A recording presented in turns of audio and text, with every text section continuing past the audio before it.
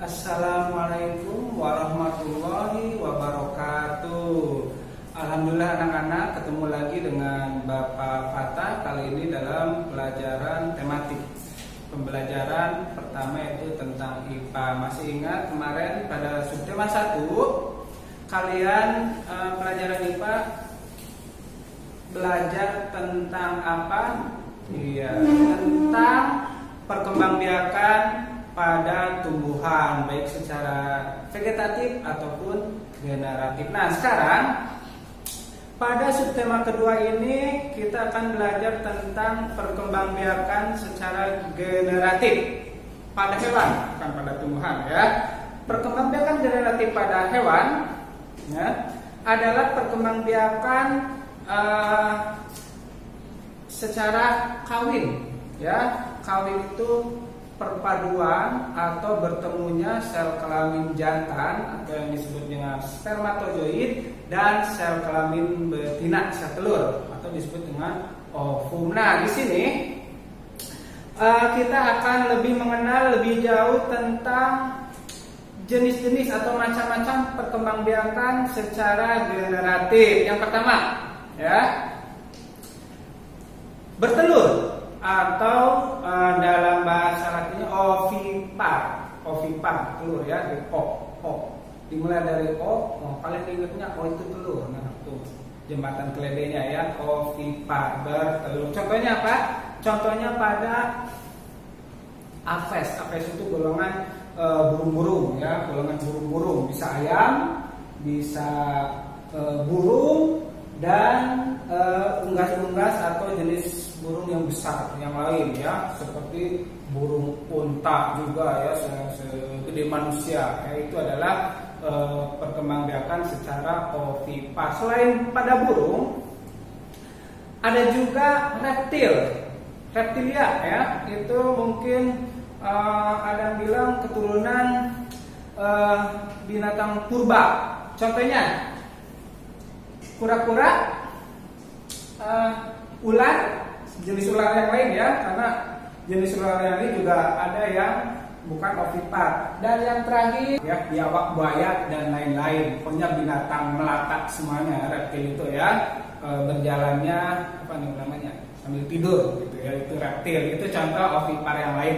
Ada lagi ovipar pada hewan kecil, insek, yaitu serangga ya, bisa banyak ya, ya, malam-malam nyamuk, belalang, laba-laba dan lain-lain. Itu adalah termasuk ovipar. Ciri-cirinya bertelur, artinya dia telurnya menetas di luar tubuh induknya. Beda lagi dengan nanti kita pelajari ya, yang ketiga itu ya.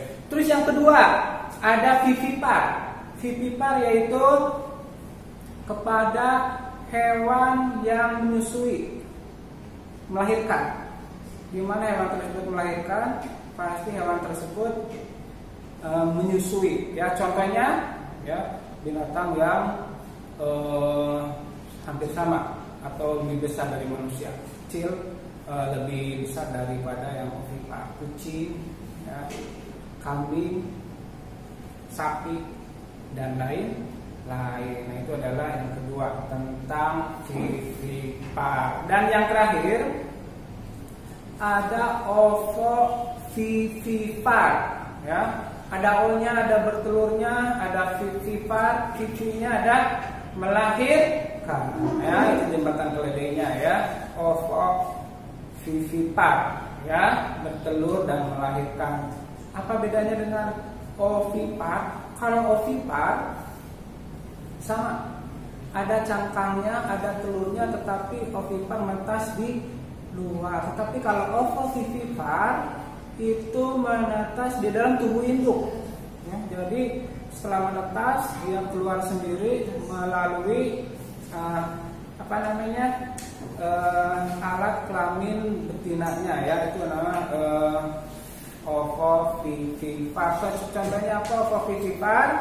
Ikan pari yang hidup di laut ada hiu macan juga yang hidup di laut. Jadi beberapa jenis hiu ya, hiu macan termasuk ovovivipar, dan juga beberapa jenis ular. Tidak semua jenis ular itu adalah contoh ovovivipar ya. Kira-kira selain ovovivipar, vivipar, dan ovipar yang telah Bapak kasih contoh, silakan kamu di rumah boleh mencari contoh hewan yang lain ya, termasuk juga hewan yang langka. Ada hewan yang langka kalian sebutkan nanti, atau hewan yang telah punah nggak apa-apa, nanti di rumah bisa dicari untuk belajar aja. Untuk belajar kalian nyari, oh ini tuh ovipar pak, vivipar atau ovovivipar. Nah itu 3 jenis perkembangbiakan secara generatif pada hewan ya.